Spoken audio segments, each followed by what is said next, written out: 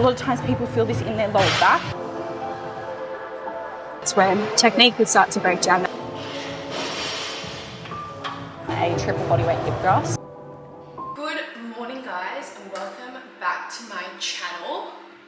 It's a Thursday. What's new? Thursdays tend to be just like my little filming day at the moment, but because this is obviously not my camera, this is Jackson's camera, so we like share the camera throughout the week, and he always usually uses it and films at the start of the week, so then I use it on the back end of the week. Bringing you along, hopefully film a mic'd up session.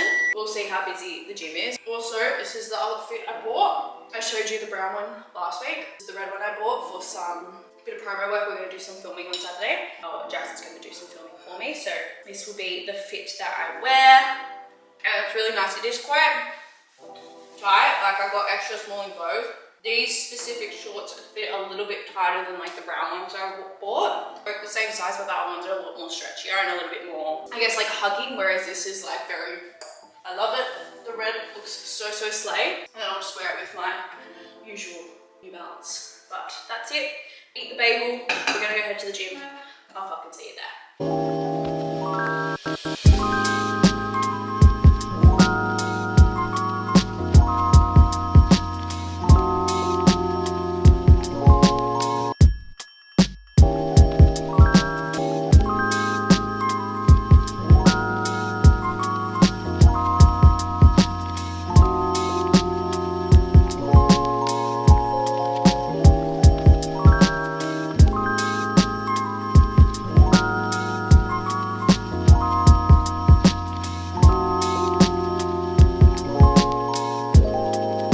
She's fucking committed to filming this damn workout. Let me turn it off. We've got legs today, starting off with our first exercise. We've got hip thrust. We are starting with 175. That's what I ended on last week. I did one set at 175 last week, and it actually felt pretty decent. So we're fucking around with it. I've already did warm-up sets at the so I started with 80 kilos for 8, 120 for 6, 140 maybe for 4.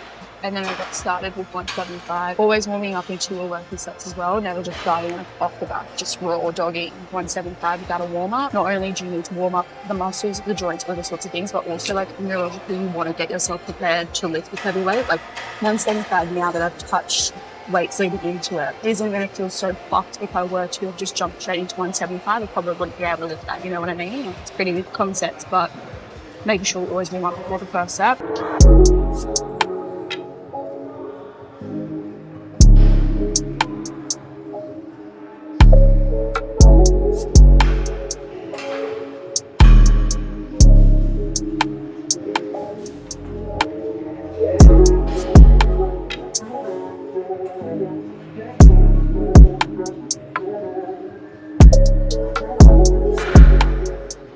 Actually felt so much better than I expected. With the hip thrust at the moment, I'm meant to be doing it with a barbell, but it's a lot more comfortable for me to do it on the machine, just like padding wise. It doesn't hurt as much, whereas the bar like literally feels like the top of my vagina's on fire, so it's on 5. 175, that felt really good, got 10 reps. What I'm really focusing on with the hip thrust, and something I'm being really mindful of, because obviously this is quite heavy, is not letting my core lose its brace, or just letting my hips drop and getting that curvature through my spine, but really making sure I'm keeping my rib cage down, keeping my eyes forward, and keeping my core engaged through the entire movement. That I'm also making sure I'm maintaining control and just not letting the weight drop. Roll on the way down, getting that stretch through like my glutes, and then as I'm coming up, I'm thinking about driving through my heels, squeezing my glutes, and actually moving the weight through my hips and my glutes to come up.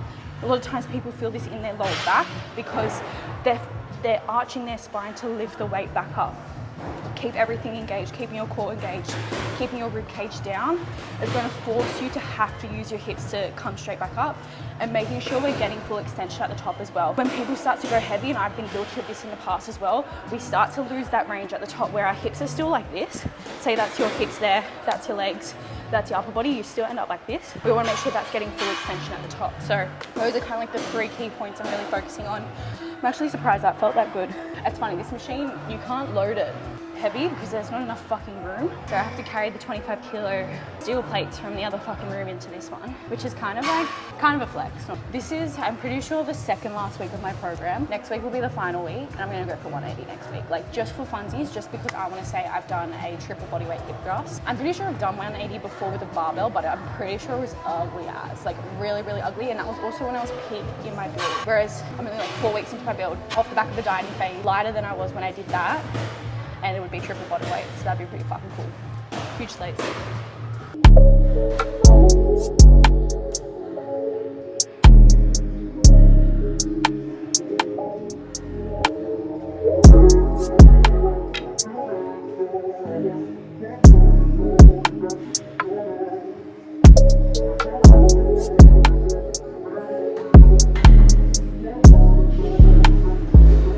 It's so funny fucking filming myself. I feel so exposed. Currently up to my second exercise. I've got Jeff to set Smith machine reverse lunges, just 2 sets of 8 to 10, which is really nice because I'm like, I only got to die for 2 sets. I'm making sure I'm pushing myself. Today I'm doing 45 kilos. I did 1 set and it felt okay, but it was heavy. Last week I did 40 kilos for 12 reps, set 1, and then the last set I went for 14. I don't know what that happened, but just was like, I'm choosing to die. For this one in particular, I'm really making sure I control on the way down, because the second I start to drop or lose that control on the way down as I'm stepping back, that's when things start to feel really, really gross for me on my left side. Like I get this weird pull through my quad, which is not ideal, but in a good way. When I feel that, I know I'm doing something wrong. So it's a very good reminder to pay attention. Taking it 1 rep at a time, really slowing the way down and trying to get my knee as close to the floor as possible. Ideally, I want to be touching the floor with each rep because we are elevated and we're standing on a plate. That's there for a reason. We've got that extra range of motion for a reason, so you want to make sure you're actually getting the most out of it. Whereas if you're letting your knees stop before the plate, you may as well just do it on the fucking floor, you know what I mean? So making sure I'm getting that range every single set or every single rep. And because this is obviously a unilateral exercise, a single leg exercise, I'm taking about 20 to 30 seconds rest in between each leg to catch my breath back and make sure I give the same intention for the second leg, where a lot of people can make the mistake with single-sided exercises. And again, something I used to do in the past and wonder why one leg was not as strong as the other, or like one leg felt fucked more than the other. I just jumped straight into the second leg, and then that's when technique would start to break down. That's when I would be able to give that second leg the same amount of effort and intention as I would the first leg. So I give myself like 20 to 30 seconds in between each leg, get my breath back, get myself back into the groove, and then do my same intentional setup for the second leg and go from there. I really need to keep my these shorts are like really tight, and you know when you put your shorts like in the spot, they are in the spot. I don't really have to rejig them again. The Spotify Wrapped just came out today, and when you look at the songs that are my most played for the year, you can tell we hit a lot of PBs this year because they're all my PB songs, all my like hard training songs. So in light of that, let's go.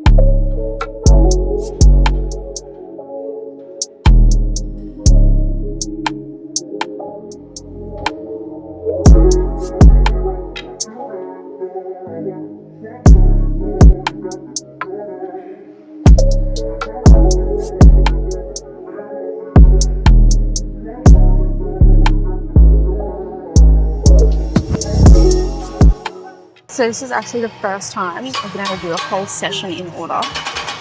And I can tell you how long the gods are looking out for me today. Next we've got hip adductions. At the start of this block, I had to start really fucking light because those will hurt my quad so bad. Gonna do like 2 warm-up sets last week. I don't know if this is in kilos or pounds, but I got up to 66 kilos or pounds. It's all a fucking mystery. But I started the block at 26, so that's progress in itself. So I'm gonna do a couple warm-ups just because I don't like the feeling of this when it's not like I haven't had a few weights to feel it yet. So literally just like 4 reps, anywhere between 2 to 4 reps just to feel the weight, and then we'll get started with our working set. This one I'm focusing on keeping my hips tilt under, keeping myself locked in, and really thinking about squeezing. Like I'm fucking squeezing a watermelon, to be honest. Like that's literally what I'm focusing on.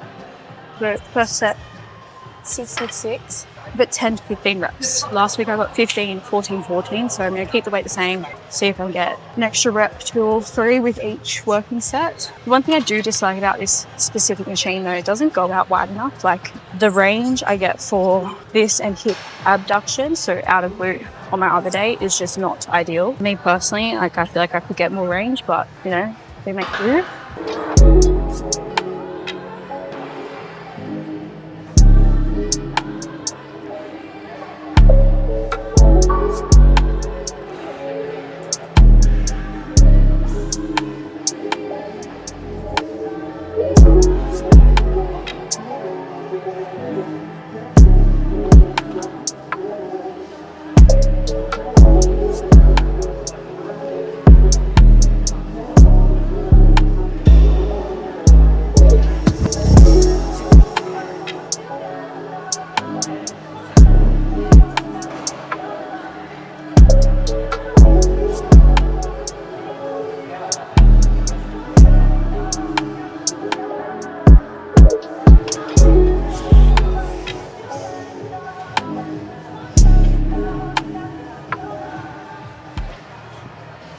You can't see me. Finishing off with leg extensions now. 3 sets of 10 to 15.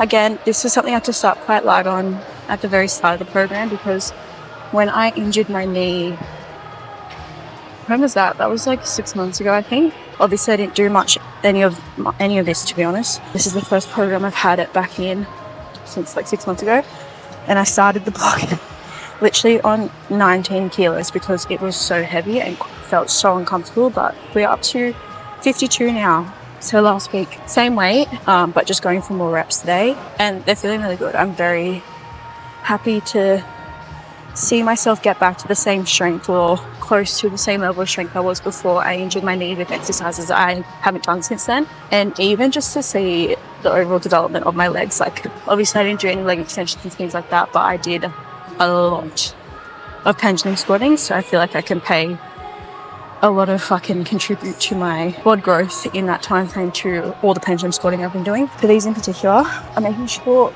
I can get myself back as much as possible at the bottom, trying not to stop the range too short, and making sure I get my ankles back enough to get that full stretch, but not letting the weight stack hit. And even when I'm coming up as well, I'm thinking about pushing my quads down into the seat and actually squeezing through here, not just trying to put the weight up or rely on momentum through my ankles to get the weight up. I'm really focusing on squeezing the quads to bring the weight up because that's essentially where it's going to be hardest for your quads. When it's in that sort of contracted position or the short position, this is where it's going to be most challenging. So really making sure I am engaging that and doing that, not just getting the weight up, because there's a big difference between actually engaging the correct muscle and using the correct muscle to lift the weight versus just moving the weight. And that's why I always preach to train with intention, to focus on one rep at a time, and training working is based around it, is because we're focusing on engaging all those muscles that we're meant to be using one rep at a time versus I just need to get this set done to get 15 reps. It's like, no, you're doing 1 rep 15 times and each rep should look identical. If not, the last few will slow down unintentionally due to the intensity that you're training at. So that's always in the back of my mind when I am training. Not even back of mind, that's always front of mind when I am training, especially if I am quote unquote tired, quote unquote exhausted, struggle street, unmotivated, whatever it may be. I'm always making sure I keep that front of mind, especially in those times, because that's when a lot of people start to say their technique feels like shit, the lifts feel like shit, they have a shit session, whatever it may be, and it's generally because they're distracted or focusing on other things versus just the task at hand. Nail it 1 rep at a time, execute that repetitively over and over again for as many reps as you can do. I think a lot of people like to go on their sets, and this is something I always coach my clients through as well, is like, don't go into your sets thinking, oh, I need to do this 15 times, or I need to get through 15 reps, I need to finish 15 reps quickly, or 8 or 10, whatever it may be. It's like, just nail 1 rep at a time.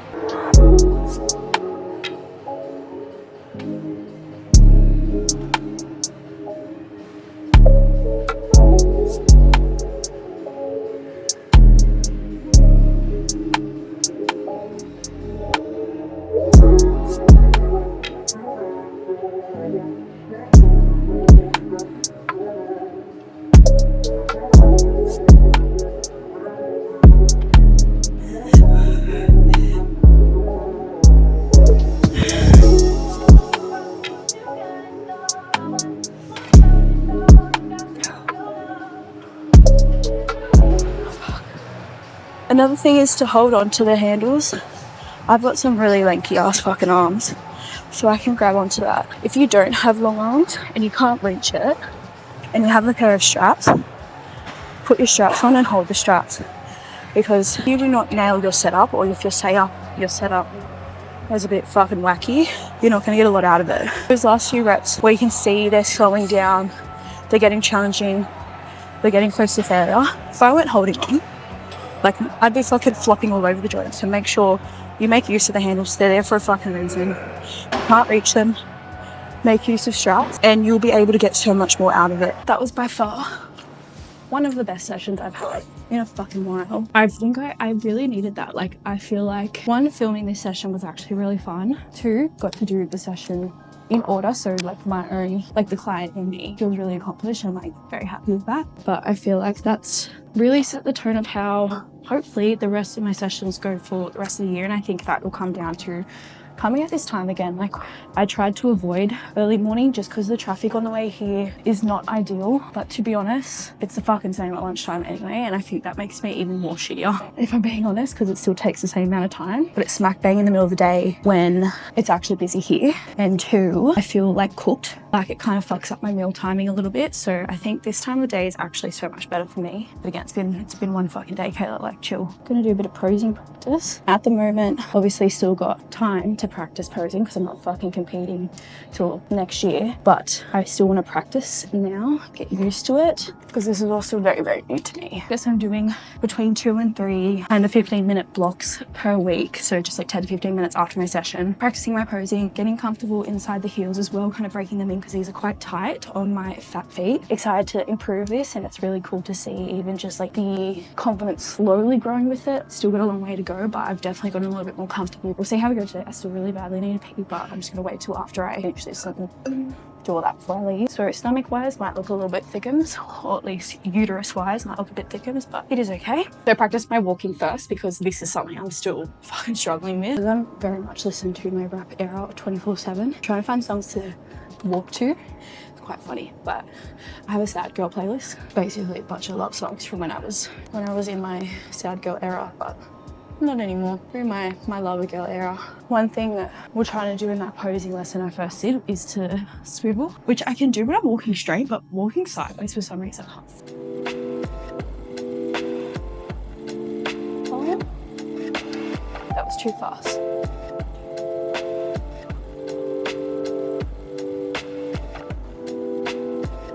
That wasn't too bad. Could be better.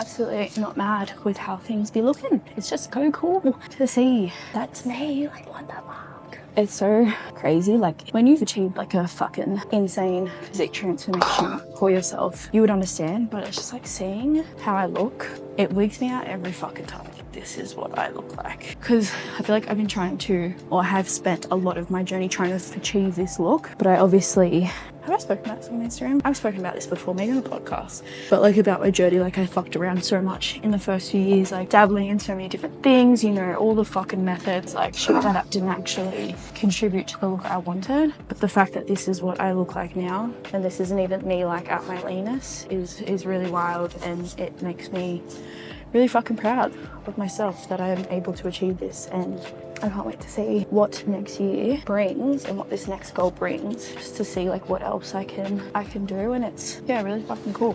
Really, really fucking cool. So that's this session done. I'm such a sweaty mess. One thing, love these headphones, but fuck me, the sweat on them is disgusting. If anyone knows how to fucking clean them, please let a sister know, because I've been using this towel, right? And this is my normal gym towel.